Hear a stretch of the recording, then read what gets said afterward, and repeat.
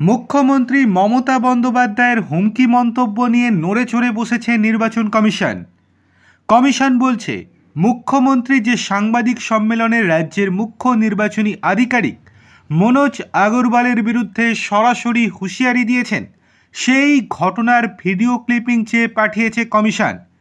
একই সঙ্গে ওই বক্তব্যের অনুবাদও চাওয়া হয়েছে রাজ্যের সিও অফিস থেকে।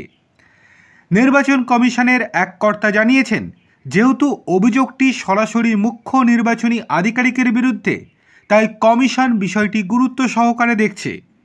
অভিযোগের প্রমাণসহ সমস্ত তথ্য দিতে হবে লোকপালকে। কমিশনের তরফে শুক্রবারই মুখ্যমন্ত্রীর মন্তব্যের ভিডিও ও তার ইংরেজি অনুবাদ চাওয়া হয়েছে। একদিনের মধ্যেই সেই ক্লিপ পাঠানোর নির্দেশ দেওয়া হয়েছে সিও অফিসকে।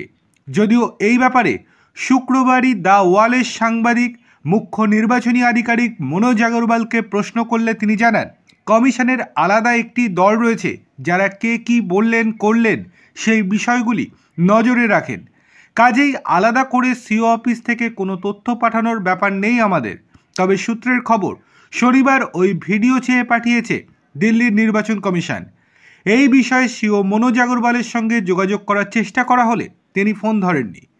বস্তুত মমতার হুঁশিয়ারির 24 ঘন্টার মধ্যেই কমিশনে চিঠি দেয় বিজেপি। বিরোধী দলনেতা শুভেন্দু অধিকারীর নেতৃত্বে বিজেপি বিধায়কেরা মুখ্যমন্ত্রীর বিরুদ্ধে এফআইআর দায়েরের দাবি জানান। চিঠিতে বিজেপির অভিযোগ, মুখ্যমন্ত্রীর এমন মন্তব্য গণতন্ত্রের ভিত্তিকে নড়বড়ে করে দিতে পারে।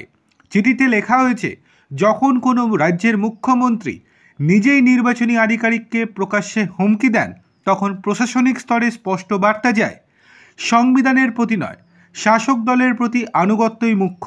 এটা নিছক রাজনৈতিক বক্তৃতা নয়, বরং গণতন্ত্রের ভিত্তিকে ধ্বংসের চেষ্টা।